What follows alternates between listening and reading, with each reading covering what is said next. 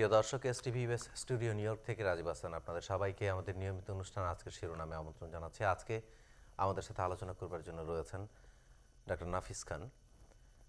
তার সাথে আমরা আলোচনা করব আজকের কাগজগুলো নিয়ে। প্রথমেই নিউ ইয়র্ক টাইমসের আজকের প্রধান সংবাদ শিরোনাম, Democrats back date for start of Iraq pull out.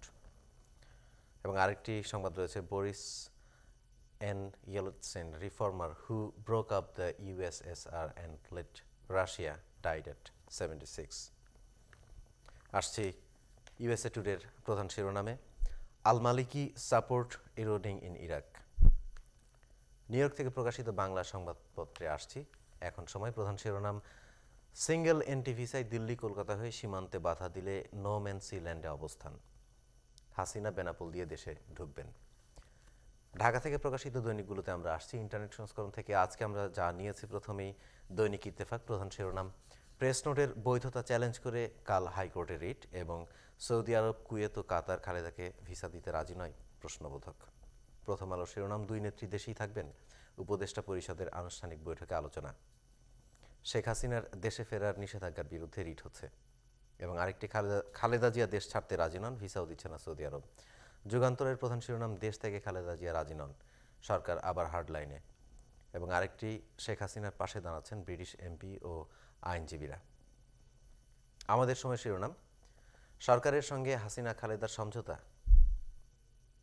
Khaleda Zia এখন কিছুটা সুস্থ, বিদেশ যাওয়ার জন্য ফের চাপ। দৈনিক জনকণ্ঠের প্রধান শিরোনাম, খালেদা না গেলে আনা হবে হাসিনাকে, প্রশ্নবোধক।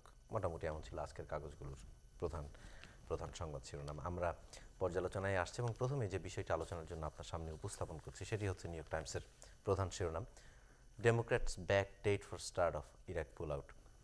এবং আমার মনে হয় একই সাথে আমরা এই সংবাদটিও তুলে ধরতে পারি, আপনার আলোচনার হয়তো সুবিধা হবে, অন্তত আলোচনার একটা স্পেস পাবেন।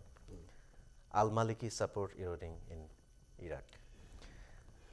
এখানকার বক্তব্য যেটি, সেটি তো নিশ্চয়ই আমেরিকার রাজনীতি এটির সাথে একেবারে ডাইরেক্টলি ইনভলভ। ডেমোক্র্যাটরা ভীষণভাবে প্রেশার ক্রিয়েট করছে প্রেসিডেন্টের উপরে। আর ইউএসএ টুডের যে সংবাদ, যেটি বড় সংবাদ, আল Maliki support eroding in Iraq, সেটি অবশ্য একটি ভিন্ন প্রেক্ষাপটের। এখন আলোচনার সময় আমি জানি না আপনি কীভাবে রিলেট করবেন অথবা করবেন না, সেটা আপনার ব্যাপার। কীভাবে শুরু করবেন? রিলেট করার ব্যাপার আছে, কারণ আল মালিকির ব্যর্থতা ইরাকে বুশ গভর্নমেন্টের ব্যর্থতা। কারণ বুশ সরকার আল মালিকির উপরে যথেষ্ট নির্ভরশীল ইরাকের সেক্টারিয়ান ভায়োলেন্স বন্ধ করার ব্যাপারে, শিয়া সুন্নির ভায়োলেন্স এবং কুর্দদের ভায়োলেন্স বন্ধ করার ব্যাপারে।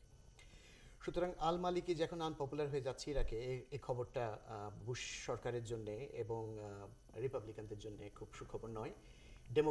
ডেমোক্রেটদের জন্য নিশ্চয়ই সুখবর, কারণ ডেমোক্রেটরা প্রথম থেকে বলছিল যে ইরাকে মার্কিনীরা ব্যর্থ হয়ে যাচ্ছে, এবং মার্কিনীদের প্রতিনিধিত্ব করা সরকার যদি ইরাকে ব্যর্থ হয়, যেটা আল মালিকি, তাহলে ডেমোক্রেটদের কথাই তো সত্য প্রমাণিত হচ্ছে। সো ডেমোক্রেটরা খুব খুশি এই ব্যাপারে। আমি মনে করি যে আল মালিকি ইরাকে ব্যর্থ হয়ে যাচ্ছে। আর ডেমোক্রেটরা যে সিনেটে, কংগ্রেসে প্রেসিডেন্টের কাছে বিল পাঠাতে চাইছে যে অক্টোবর 1 মধ্যে মার্কিন সৈন্যবাহিনী ইরাক থেকে ফেরত আসা উচিত, এটা নতুন বিল নয়।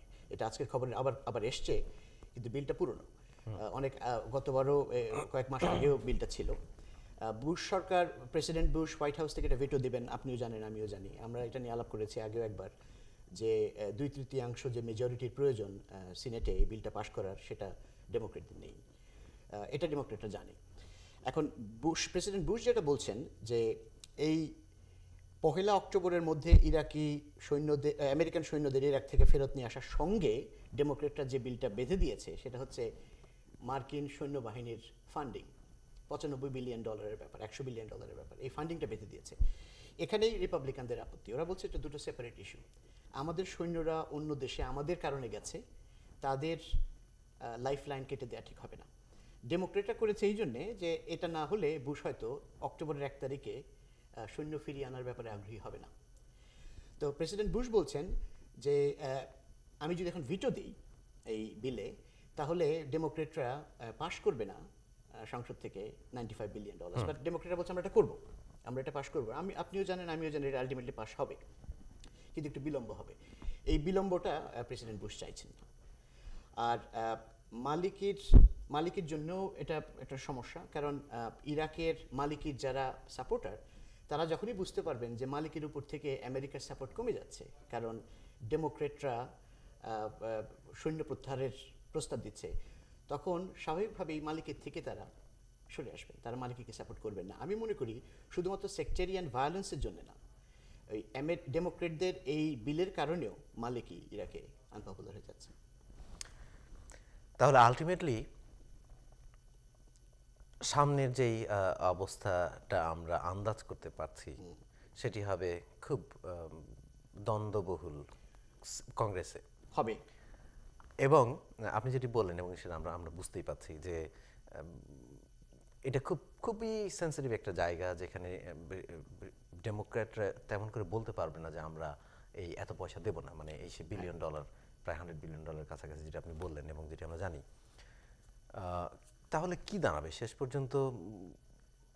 এই যে যেই মিশন নিয়ে আমেরিকান সৈন্যরা ইরাকে এখন পর্যন্ত কাজ করছে, যুদ্ধ করছে, মারা যাচ্ছে এবং ইরাকেও প্রচুর মানুষ হতাহত হচ্ছে, আলটিমেটলি এই মিশনটা কোথায় গিয়ে থামবে? প্রথমে মিশনের আগে দেখতে হবে মিশনের ভিশনটা কি ছিল, মানে কি জন্যে মার্কিনিরা ইরাকে গেছে। আমি মনে করি যে মার্কিনিরা ইরাকে যাওয়ার পেছনে যে কয়েকটা কারণ ছিল, তার অনেকগুলো মিশন অ্যাকচুয়ালি সাকসেসফুল হয়েছে। যেমন সেপ্টেম্বর 11-এর পরে এখন পর্যন্ত আমেরিকাতে বা পশ্চিমা দেশগুলোতে কোনো সন্ত্রাসীদের হামলা হয়নি মেজর, এবং তার একটা কারণ থাকতে পারে যে পশ্চিমা দেশগুলোর সৈন্যের উপস্থিতি মধ্যপ্রাচ্যে। সো কিছুটা মিশন সার্ভ হয়েছে। ডেমোক্রেটাইজেশন, যে ইরাককে গণতান্ত্রিক দেশে পরিণত করা, যে স্বপ্ন মার্কিনীদের বা ওয়েস্টার্ন ওয়ার্ল্ডের ছিল, এদের ভাষা মতো, এটা নিয়ে দ্বিমত ত্রিমত চতুর্মত থাকতে পারে, অনেক বিতর্ক হতে পারে, সেটা হয়তো একটু পিছিয়ে যেতে পারে। আপনি মধ্যপ্রাচ্যের ইতিহাস যদি দেখেন, ডেমোক্রেসি মধ্যপ্রাচ্যে খুব একটা পপুলার জিনিস না। সো চট করে মার্কিনীদের ব্যাকিংয়ে ডেমোক্রেসি ইরাকে চলে আসবে, এটা আমেরিকানরা ভাবে না, আমি ব্যক্তিগতভাবে মনে করি। আপনার প্রশ্ন ছিল এটার এন্ড কি হবে। হ্যাঁ, দ্বিতীয় বিশ্বযুদ্ধ চলেছিল 4 বছর, আর এই যুদ্ধ চলছে 5 বছর। সো অনেকেই ফ্রাস্ট্রেটেড যে 5 বছরে আমরা কি পেলাম। আমরা পেয়েছি, মার্কিনীরা পেয়েছে মূলত কিছুটা হলেও তাদের আধিপত্য মধ্যপ্রাচ্য কিছুটা কন্ট্রোল করা তাদের জন্য অনেক সুবিধাজনক এখন ইরাকে তাদের উপস্থিতি।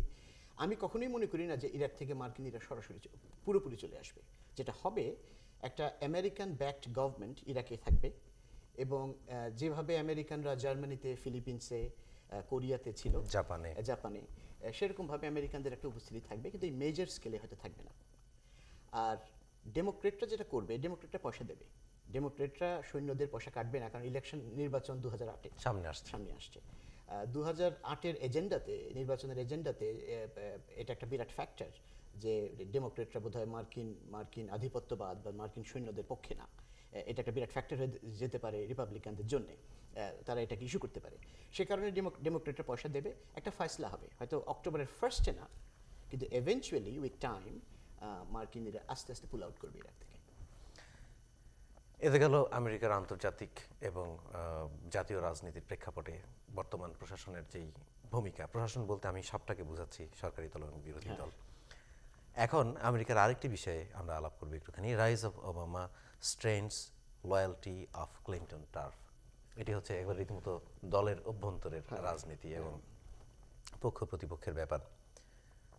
ইন্টারেস্টিংলি এই সংবাদটি আসছে, আপনি জানেন গতকাল হিলারি ক্লিন্টনের ফান্ড রেজিং ছিল ম্যানহাটনে, এবং আজকে সংবাদটি আসছে এবং এখানে বলা হচ্ছে যে শুরুতে যা মনে করা হয়েছিল বেশিরভাগ কালো নেতা যারা পাবলিক অফিসিয়াল এবং বেশ গুরুত্বপূর্ণ কিছু অফিস দখল করে আছেন, তাদের সমর্থনটা যাবে হিলারি ক্লিন্টনের প্রতি। এখন দেখা যাচ্ছে যে আসলে তারা ভিন্ন কথা বলছেন, তারা বলছেন যে we are not decided yet. এই বিষয়টিকে আপনি কীভাবে দেখছেন? আমরা যতবার এই অনুষ্ঠানে যতবার বারাক ওবামার কথা এসছে, আমরা বারবার বলেছি যে অত্যন্ত ক্যারিসম্যাটিক লিডার এবং বলা যায় না কি হয়ে যেতে পারে। তা আজকের মন্তব্য কেমন হবে আপনার? ঘটনাটা আমেরিকাতে আগে ঘটেছে, 1988 সনে জেসি জ্যাকসনের সময়ও একই ব্যাপার হয়েছিল। হিলারি ক্লিন্টন, প্রেসিডেন্ট ক্লিন্টন মাইনরিটিদের মধ্যে, বিশেষ করে ব্ল্যাক আমেরিকানদের মধ্যে যথেষ্ট পপুলার নেতা। সেই হিসেবে হিলারি ক্লিন্টন প্রাইমারি ইলেকশন ফেব্রুয়ারি 5-এ জেতার জন্যে কালো আমেরিকানদের উপরে যথেষ্ট নির্ভরশীল ছিলেন ইলিনয়ের সিনেটর ওবামা আসার আগ পর্যন্ত। এখন দুজনেই ডেমোক্র্যাট, দুজনেই আফ্রিকান আমেরিকানদের স্বার্থ রক্ষা করবেন, কিন্তু স্বাভাবিকভাবেই আমি মনে করি যে মেজরিটি ব্ল্যাক আমেরিকান আফ্রিকান আমেরিকানদের সাপোর্টটা আলটিমেটলি ওবামার ফরেই যাবে। সুতরাং খবরটা সত্যি যে হিলারি ক্লিন্টনের জন্যে এটা একটু সমস্যা সৃষ্টি করতে পারে। এবং গত সময়ে যখন নিউ ইয়র্ক টাইমসে আমরা একটি সংবাদ দেখছিলাম, নিউ ইয়র্ক টাইমস কেন, প্রায় সবগুলো কাগজেই আমরা দেখছিলাম, তারা একটা তালিকা দিয়েছিল যে এখন পর্যন্ত রিপাবলিকান এবং ডেমোক্রেটিক প্রেসিডেন্সিয়াল ক্যান্ডিডেট যারা ফান্ড রেজ করছে, হিলারি ক্লিন্টন সবচেয়ে আগে, হ্যাঁ, এবং দ্বিতীয়তম স্থানে হচ্ছে বারাক ওবামা, এবং খুবই কাছাকাছি হিলারি ক্লিন্টনের 26 মিলিয়ন 25 মিলিয়ন এরকম ছিল। যাই হোক, দেখা যাক শেষ পর্যন্ত কোথায় গিয়ে থাকে। আমরা আরেকটি বিষয় নিয়ে আলোচনা করবো এখন নিউ ইয়র্ক টাইমসের পাতা থেকে, সেটি হচ্ছে Boris and Yeltsin, reformer who broke up the USSR and led Russia died at 76। এটা গতকালের সংবাদ, আজকে নিউ ইয়র্ক টাইমসে আসছে। এ ভদ্রলোক আসলে রাশিয়ার ইতিহাসে অনেক প্রথমের বিষয় তার তার তালিকা তার জীবনপঞ্জিতে রয়েছে। যেমন তিনি প্রথম ডেমোক্রেটিকলি ইলেক্টেড প্রেসিডেন্ট, এবং আরও একটি প্রথম উনি। এবং তার সময় যেই এরা শুরু হয়েছে, আজকে যে জায়গায় এসছে, তার মৃত্যুতে এর উপরে কতখানি প্রভাব, তার বয়সও হয়েছিল 76 ইয়ার্স। আমি একটুখানি অন্য প্রসঙ্গে যাচ্ছি। গতকাল এপির একটি নিউজ ছিল, সেটি হচ্ছে যে রাশিয়ার রেডিও সাংবাদিকতায় প্রচণ্ড রকম তাদেরকে বাধার সম্মুখীন হতে হচ্ছে, এবং সেখানে বলা হচ্ছিল যে তারা এতটাই তাদের উপরে সেন্সর আরোপ করা হচ্ছে যে ভালো সংবাদ বলতে আজকে ওয়েদার ভালো এবং আজকে শেয়ার মার্কেটের দর ভালো, এটুকুই ভালো সংবাদ।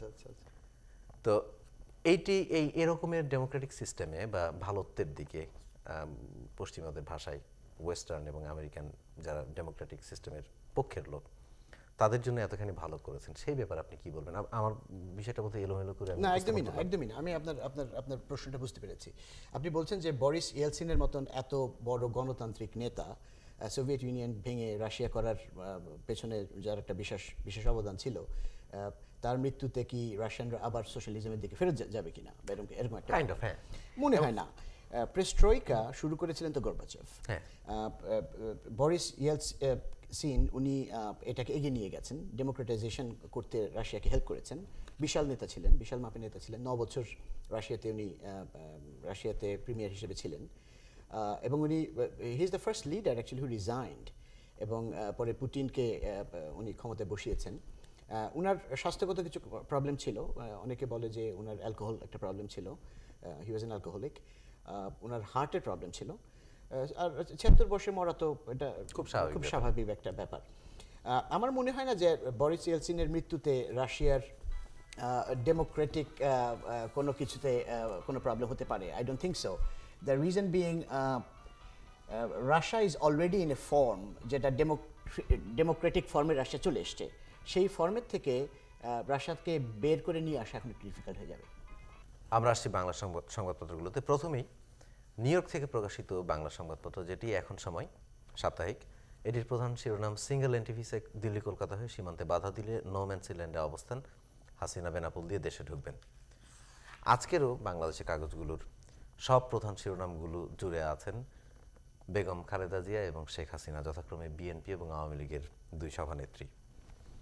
এবং আজকের প্রায় সবগুলো বাংলাদেশের কাগজগুলো, সবগুলো বলবো না, বেশিরভাগের শিরোনাম শেষ করেছে হয় প্রশ্নবোধক দিয়ে অথবা আশ্চর্যবোধক চিহ্ন দিয়ে, ইদার আপনার নোট অফ ইন্টারোগেশন আর নোট অফ এক্সক্লেমেশন। হ্যাঁ, এখন